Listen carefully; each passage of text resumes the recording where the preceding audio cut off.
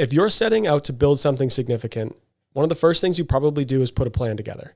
But as you start pursuing that goal, you probably quickly realize that that plan might not be the best course of action. Most things don't go according to plan. But the question is, what and when do you make that pivot, or how do you make that pivot?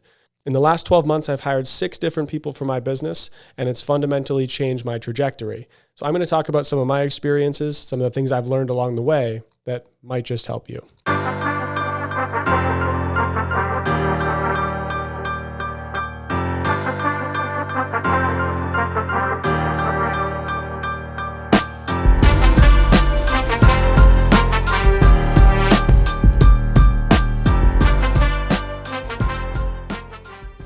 I had 2 people come on in the last 90 days full-time within my business, helping out with multiple different facets of our operations, of the real estate side of things, investing, property management, videography. We have completely transformed how we operate. Now, initially, and in previous podcast episodes, I've talked about this, I put a lot of time into the onboarding process, making operating manuals, dashboards, SOPs, training videos, training resources to make sure that this transition was as seamless as possible. And part of those first few days together, we laid out our 30, 60, and 90-day plans. We even went over what does an ideal day look like in the office. But reflecting back, maybe 50, 60% of that we've either done away with, set on the back burner to address at a different time, not being a high priority right now, or we've changed. And that's okay.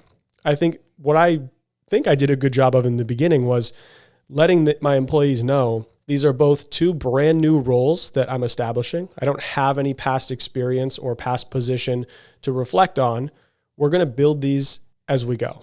I'm a big fan, if you've heard me in the past, of building the plane in the air. And that's exactly what we're going to do. And part of it is setting that expectation that together we're going to optimize, improve, and implement better strategies, better systems to make our workflow as efficient as possible. So don't be set in your ways with a particular plan, and encourage your employees to provide suggestions. And I think it's really important to question everything. So there's a book I've been really honing in on recently. I'm actually going through my second time reading it. It's called The Algorithm by John McNeill. And it talks about his observations of Elon Musk's philosophy for how he operates, grows, and scales his company. And it comes down to one fundamental principle, which is question everything.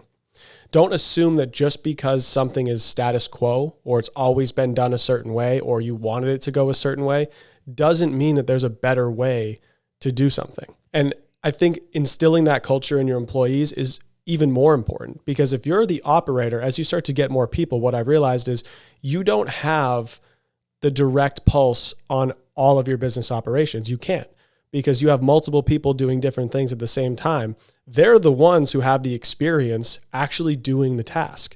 So they know the inefficiencies, the opportunities, and they have potential suggestions for how to improve upon them.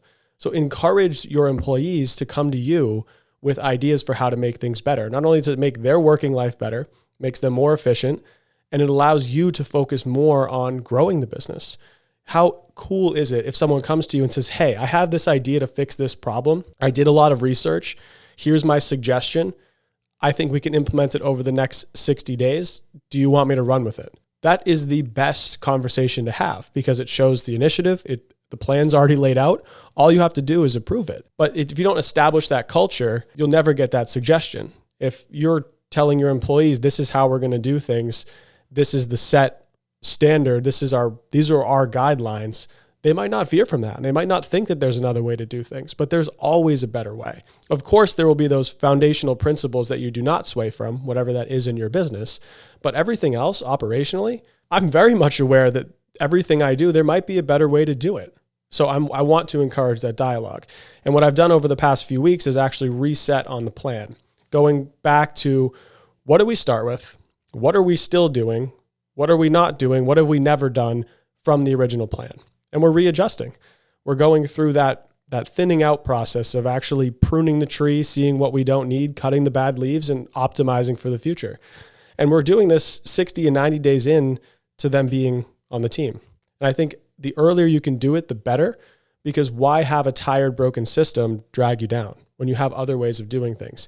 And when you don't have to be the one to do all the legwork, right? Who doesn't want to find ways to be more efficient in their work? Everyone does.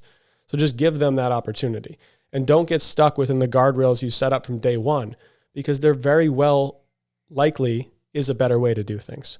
So hopefully this gets your wheels turning about taking another look at your business. But I think one thing that's really important to establish this type of discovery and process implementation is you still have to have a backbone.